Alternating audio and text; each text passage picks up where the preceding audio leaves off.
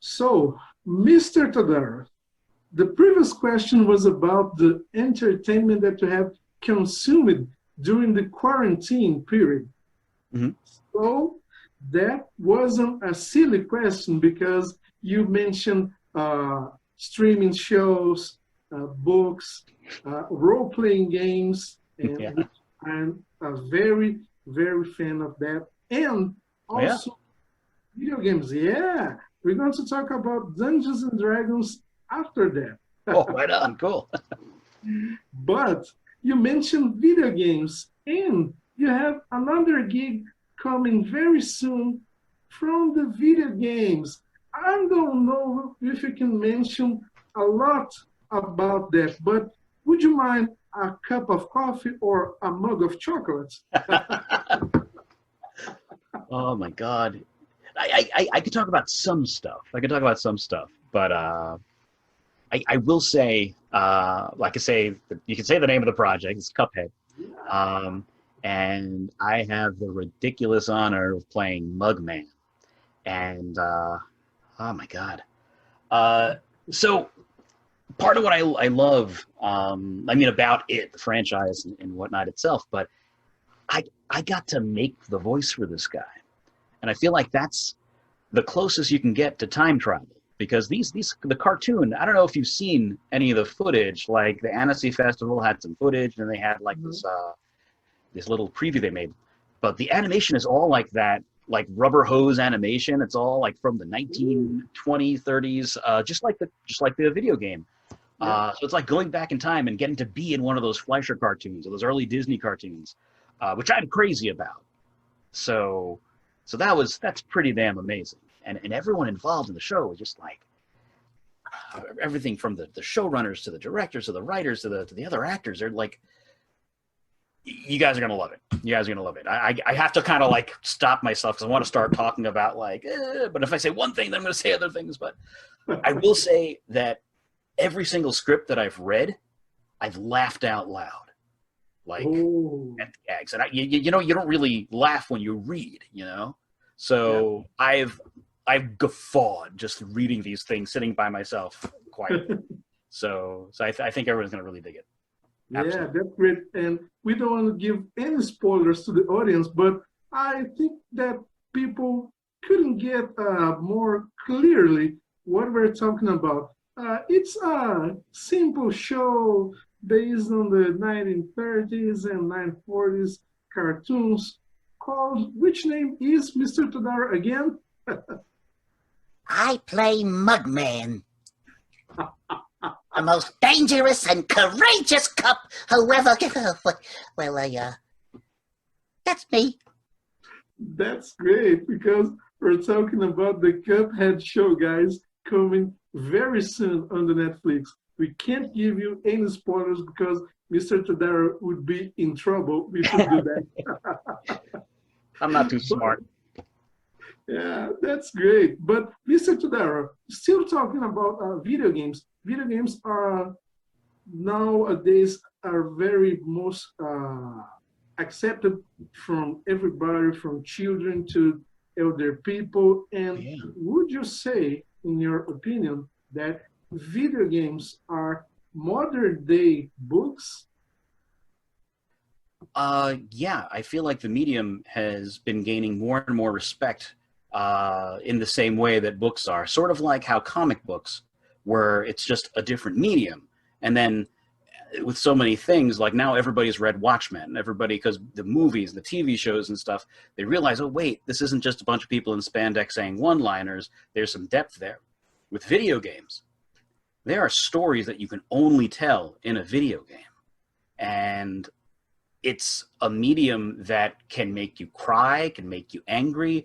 Any kind of response that's elicited from a movie or a book, it's just a different machine, and it's really cool. It's really cool that these things are sort of caught up. The culture's caught up to what video games are. You know, absolutely. That's great. That's great. That's absolutely amazing and fantastic because you have a very rare point of view that most people don't have about video games. That's pretty interesting because you are an actor, a voice actor, which brings more content and depthness on the subject. And that's great. And changing the subject, once again, I told you before, here on Pop Fun TV, we don't give any easy time to our guests. So let's bring the hard questions to the table. Mr. Todaro, since we have this very beautiful poster on your wall, on your right, the favorite character from the X-Files shows for you is? So it's a toss-up. It's a toss-up. I can, I mean, Mulder, I relate to Mulder way too much. But also the Langley, Byers, and Frohickey, the lone gunmen. Like I would wear them on a T-shirt. That's so yeah. I don't know which one though. I mean, Langley's the most recognizable. He sort of looks like Geddy Lee from Rush, and it's sort of, but Frohickey, oh Frohickey. But I'll just go with Mulder. I'll go with the generic answer, of course. Yeah, that's I want great. to believe. Hopeful skeptic. Oh, that's great. That's a good one. But a tougher one is needed after that. Okay. Star Wars or Star Trek, and why? My answer is yes. Okay. I think like I could reach right now and get the Enterprise in one hand and R2 in the other hand. This wasn't set up for the people at home because I am equally in love with both, and they're both very different things. I think Star Trek is the model of science fiction, assessing a future through the optimistic lens of humanity finally reaching that point where we're talking about modern day issues through the other, this alien, this safe kind of bubble. But then Star Wars, it's almost less science fiction and more fantasy. And I love fantasy. I'm a big Lord of the Rings guy and all sword and sorcery stuff. And Star Wars is just like that perfect marriage of it. Like, I don't know, I mean, when this is going to air is going to be separate, but the Mandalorian trailer dropped today, and oh my God, did you see it? You saw it, right? Seriously, mind blown. And did you see what was fighting in that ring? Yeah. So I got like goosebumps. That was such a perfect show. Gosh, that first season was so perfect. I can't wait. I'm still having right now. Yeah, right. And like I looked quick, but it wasn't Ahsoka. It was somebody else. So I don't know if that's going to be a character from Clone Wars or what. But you know, we didn't talk about the hood. It was like standing by the ships and stuff. Oh God. It's gonna be good. People are already giving some. What's the word? I forgot now. People are already having some theories. Yeah, that's right. People are already having some theories that the voiceover was done by Sabine Wren to Mando. Cool. Because Sabine Wren is going to be back on the show finally, and it's supposed to be Miss Kate Sackhoff. What? Yeah. Not Sabine. Really? Yeah. You didn't know about that? No, I thought she was playing another character. No. I didn't know it was Sabine. Wow. Yeah. Huh. That's pretty good news. Jeez. Wow. Yeah. I when I see Boba Fett, I'm just gonna cry. I think that's gonna be like the two of them meeting and have that whoa. My gosh. Have you watched the making of clips that they had on Disney? Yeah, I already have seen 2 episodes, and it's amazing. It's amazing what people can do with technology to bring us inside of this fantasy world. It's amazing. If you could live in one of these worlds, which one would be? Star Wars or Star Trek? This one, we're going to need an answer. Oh. I don't know. I mean, Star Trek, like, you have no want. I mean, depending where you are, if you're a part of the Federation, you know, like, you do whatever you want. Any transformer I want, I could just go to the replicator and just make, you know, I want that Diaclone pre-Transformers tracks that's red or whatever the heck, you know, but Star Wars is Star Wars. And I've always, there's just that romantic notion of being a scoundrel, making your way in this dirty lived-in universe. You're gonna make me choose, right? It's like choosing a baby. I'll go with Trek. I'll go with Trek today. Okay, I'll go Trek because I'm a wimp. I'm old, and I probably would not last long in the more dangerous universe. So we'll go with that. That's great. That's great. And since you have mentioned that, babies, let's talk about your preferred, your most preferred choice between Baby Yoda or Baby Groot. Fun. Oh man, God! The beginning of Guardians 2 was so amazing, with his little like freeze frames and stuff. Gosh, it was so good. But I'm gonna go with Baby Yoda. Yeah. That's great. There's way too many Baby Yoda products in this apartment, man. Let me tell you. We have lots and lots of subjects to talk about off this interview when you are available. We still have a lot of things in common. Absolutely. Yeah, this is awesome, man. That's great. That's great. But Mr. Todaro, unfortunately, time is our enemy here on this show tonight. But I'd like to have two more questions before we finish. This pandemic period and all of this, unfortunately, have taken people's lives, taken people's jobs throughout the difficulties in anywhere of the world. But still, mankind has been able to surpass, to overcome, I would say, in some moments, these hard times. After this, after we have vaccine and stuff like that to prevent, once again, this evilness to come back, what will you miss most from this period of quarantine? I would say in a way of a lesson, of learning something new, of observing lots of cool stories that are happening right now. So I firmly believe that in shared strife comes unity. And I hope that, and I don't know if this is really going to answer your question. I still hold on to these optimistic, I'm a voice actor, notions that that people are inherently good, and that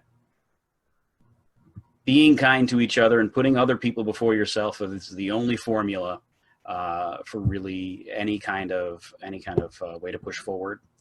And if we've learned anything throughout this very, very shared experience, which has in many ways united the world, not the best way, but maybe it's that we're not all that different, and we should start listening to each other. That's great. Yeah. So far as actual things, I think, like we were talking about before with the role-playing games and stuff, right? Like, we're realizing how easy some things are that we just keep putting off. And we're realizing how dangerous some things are that we pay too much attention to. So if any good comes out of this, it's open ears, open hearts, and realizing that communication is a lot easier than we treat it. I'm talking to you right now from how many millions of miles in farmland between us right now. And we're talking about X-Files. This is amazing. Why don't people do this every day? I mean, we do, but then there's all these limits and stuff. Also, different industries, things that can be done at home, you know? Like my girlfriend is in her cubicle in the living room and I'm back in a closet and we're still working. Thank God, we're still working. And maybe these industries will also change the way we do things. Definitely things are not going to be exactly the same afterwards because I'm just going to keep rambling about this, but we're figuring out better ways to do things because we have to right now. And when we no longer have to, I hope some of the lessons that we learned stick. That's great. That's a very profound and thoughtful answer that I hope can reach people throughout the world, throughout our audience, but the message can be given to everybody. It's a very clearly and straight answer for the question, and I appreciate very, very much what you have said, sir. And another round of short and rapid questions before we finish, sir. Right on. Let's jump into that. Justice League or the Avengers? Avengers. That's great. Except for Batman, he can come. And Superman. And, okay, maybe they'll team up. That's great. Brooklyn Nets or the New York Knicks? Ooh. As in, like, which is the worst team? Well, I guess I'll say the Knicks because they've been the end of the punchline for all of my life, you know? It's like whenever you, like, throw a piece of garbage and it doesn't hit the rim of the garbage pail, you say, hey, I'll never play for the Knicks. And then you go, wait, yes, I will. Sorry. But, I guess I would default Knicks, man. That's great. Sister for Queens. I got that, sir. Wine or coffee? Coffee. With some wine in it. That's great. Another one before we can finish. We recently have interviewed one of your colleagues, a voice actress, Miss Lindsay Rizzo, was here with us. Oh, she cool. played a little one. She's your antagonist. And I have asked her a very tough question. Since you're a villain, a bad guy on the show, if you have the chance to change teams, which Autobot you would play and why? Ooh, which Autobot? I always liked Sideswipe. Like, Sideswipe is cool. But my favorite one wasn't in the show, Blue Streak. It was originally Casey Kasem. I love Blue Streak because there's this, like in his bio, he talks a lot. The reason why he's called Blue Streak isn't the color that he is that he talks up a blue streak. And there's this, I don't want to end the show on a down note, but it's kind of cool. The reason he talks so much is because his home city was destroyed by the Decepticons, and that tortured pain that he feels, he hides by constantly talking and making jokes and doing whatever, like Spider-Man, you know? It's also part of like what he uses to distract the enemy. And I just love that, like you're a little kid and you're kind of introduced to that sort of depth, you know? So if he ever came up, so far as Autobots, him, yeah. I think I only say Sideswipe because I like his toy, really. It's a really cool toy. Yeah, that's great. That's a great answer, sir. So, Mr. Frank Todaro, I'd like to say thank you from the heart, from the bottom of my heart, because we here in Brazil, we appreciate everything that you guys have done throughout the first season of the Transformers Siege, but your career as a whole, sir. And I'd like to congratulate you for that. And before I can finish, I would like to have your considerings about this interview with us tonight. Yeah, this was a lot of fun. It was like just sort of hanging out and talking about stuff that I would normally talk about anyway. So far as a message to the audience,